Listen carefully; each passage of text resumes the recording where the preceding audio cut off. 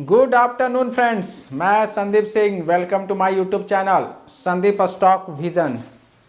आज जो मैं बात करने वाला हूं, एक ऐसे स्टॉक्स पे, एग्रो केमिकल सेक्टर का ये स्टॉक्स है। कुछ एक्सपेक्टेशन दिखा रहा है, कुछ ब्रेकआउट से काफ़ी समय से 18 मंथ से नीचे चल रहा था, अभी उसमें कुछ एक्सपेक्टेशन आने के लिए अग्रसर हुआ है। आज मैं वैसे स्टॉक्स पे बात करूँगा। उससे पहले मैं थोड़ा बात कर लूँ, पतझड़ हुए बिना पेड़ों में नए पत्ते नहीं आते, उसी तरह संघर्ष किए बिना अच्छे दिन नहीं आते। संघर्ष जब तक नहीं करिएगा तो अच्छे दिन नहीं आते हैं। किसी ने क्या खूब कहा है। तो ये तो मैंने बात कर ली। अभी मैं बात करूंगा, आज जैसे मैंने स्टेटस वगैरह में अपडेट किया था, लॉरेंस लैब एक एक्सपेक्टेशन आना था। मुझे लग रहा था कि लॉरेंस लैब एक एक्सपेक्टेशन दिखा सकता है, तो लॉरेंस लैब ने वो दिखाया है एक्सपेक्टेशन। अभी मैं बात कर रहा हूँ एग्रो केमिकल सेक्टर का, ये स्टॉक है। ये 18 मंथ से, उस स्टॉक का नाम मैं बताता हूँ आप लोगों को। उस स्टॉक का नाम है यूपीएल।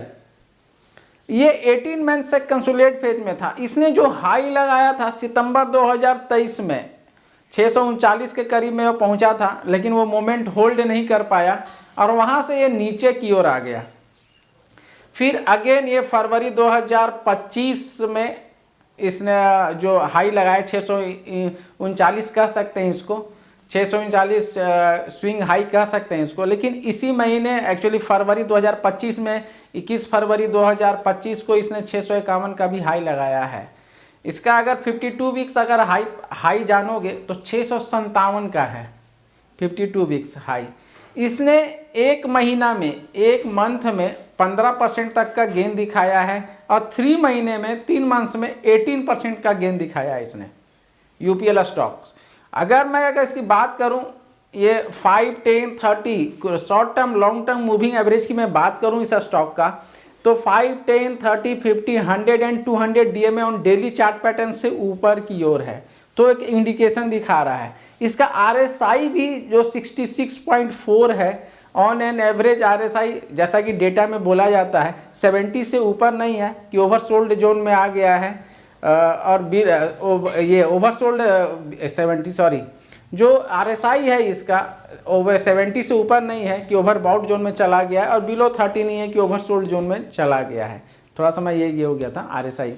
तो ये डेटा ये बता रहा है, और डेटा के अनुसार से अगर आप अभी देखोगे, इसने जो हाई लगाया 657, 18 महीने से ये कंसोलिडेट फेज में था।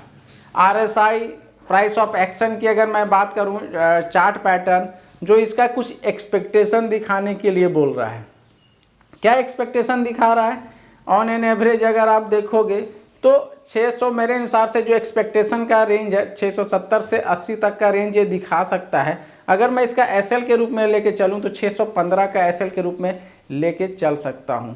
ऑन एन एवरेज अगर आप इसका देखिएगा, इस स्टॉक का डाउन साइड की मैं बात करूं तो 440, जो डाउन साइड की मैं बात, 440 का जो ये लेवल आता है, वहां से ये बाउंस बैक हुआ है। 440 के लेवल से ऊपर की ओर दिखाया है। इससे पहले भी इसने 440 लिया था और फिर अगेन अप्रैल 2024 में इसने 440 का लो बनाया था। उसके बाद अभी 440 क्रॉस होने के बाद वहां से बाउंस बैक हुआ और एक्सपेक्टेशन दिखाने की ओर आया है। तो इसी तरह मैं ये बात कर रहा था यूपीएल पे, मुझे लग रहा है कुछ एक्सपेक्टेशन की ओर आ सकता है।